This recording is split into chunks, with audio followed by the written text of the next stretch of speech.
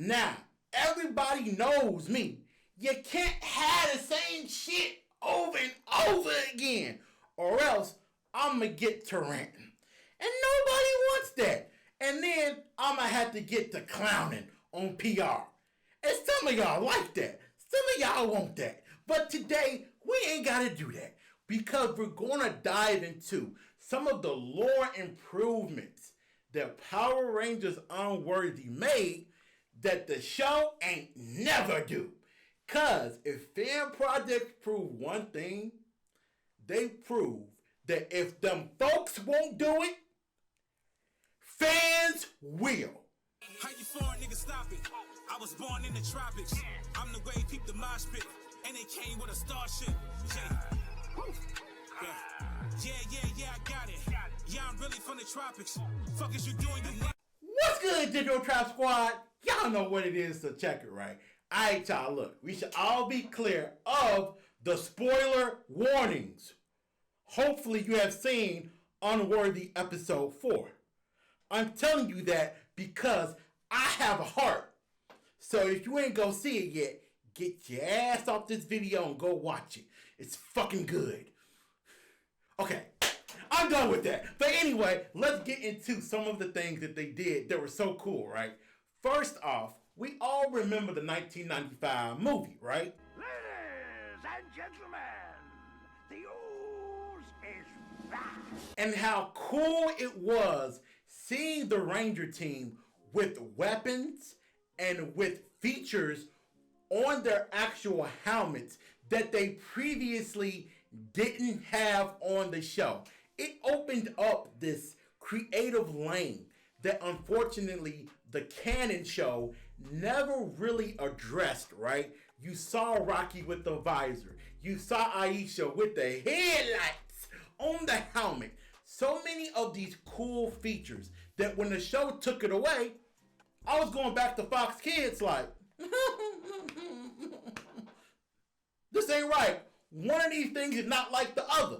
I kind of felt like that one Christmas when my parents got me the Power Warrior toys. Yeah. What the fuck is a Power Warrior? This ain't like that other thing. Pissed the fuck off. But when you came to Power Rangers Unworthy Episode 4, what they did with the Chrono Ranger and expanding Ranger lore was so cool, right? You saw him throw out this EMP type disc before engaging with the cogs, right? That was such a nice touch. His morpher is really like this interconnected computer, which is what a lot of morphers should be. You should have more features, similar to how Eric is able to do things with the Quantum Rex Megazord in Time Force. You love the fact that his Chronomorpher had information about the villain. It had history. It had ways to get in. It could scan. It could give him so much pivotal information that he didn't need intercoms. That's fancy. That's fancy. That is so much advanced thinking from where Power Rangers has been previously. But also visor tech, right? Him coming in, scanning the area, his visor glowing. So you mean to tell me that Rocky was useful? Oh shit! He was a useful Red Ranger. Breaking news! Different Power Ranger seasons have brought back the minions / goons, right? From previous shows, for crossovers, or maybe just the sequel to the previous season, right? We've seen that with Mighty Morphin, where they had the old school putties, and then they had the Z putties with the big ass off switch on their chest. Just press the button and the motherfuckers did. Too easy, right? But when you come to Unworthy, they bought the cogs back from Zeo. The people running around in the pajamas with the helmet on their head. They bought them back. But they had such a creative evolution where there are these organic robot organisms, right? They're learning. They're adapting. They're able to upgrade their weapons and summon things, making them a greater challenge for the Rangers. And that's one thing I always wish Power Rangers would do more. Finding a way to make the minions feel like an actual threat. We don't have to be afraid that the Power Rangers are going to die, but we should feel a sense of struggle. Like the Avengers fighting the Chitauri. Like the Avengers fighting in Wakanda versus the Outriders, right? Justice League versus the Parademons. You feel a sense of, oh shit, but you also know they're going to make it out okay. That was nice for Unworthy episode 4. Details! And this is some nice shit.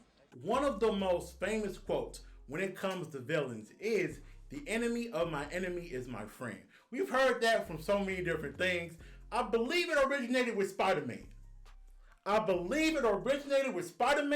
My comic book brain is failing me right now because it's 3 a.m. But I believe it's a Spider-Man quote. And with that quote, you have different PR villains that come together, right, to take the Power Rangers down. Well, Unworthy episode 4 had a little twist on that. Join me, Dark Avatar, and together we'll rule the multiverse. I am... Your new name's Little Bitch. I love that because it's like, hey, why would a villain actually want to team up with somebody they don't know? That's so stupid because it opens you up to getting double backstabbed. It's stupid. It's so silly. And Power Rangers Unworthy stayed away from that. There is no Divatox, astronomer type drama where they're going back and forth and they don't trust each other. No. Who are you? I'm on a mission. Get the fuck out of my way. You a problem too. I love that. That was very, very nice. And another thing they did was the training aspect of the show.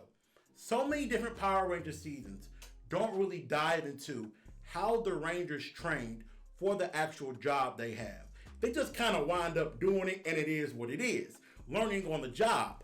But for Unworthy, we saw this great training simulator that Mari and Kaiten were in that looked so high-tech and futuristic. It actually looked like something that I would want to be a part of just to train.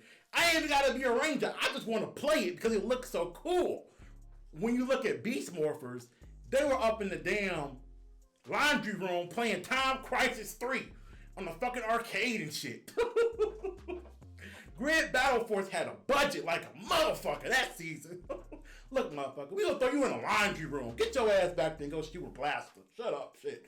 But for Power Rangers Unworthy, it looked so cool and very engaging. It reminded me of the creativeness from the 2017 movie, where that team was fighting in the pits against the putty holograms. Very, very creative.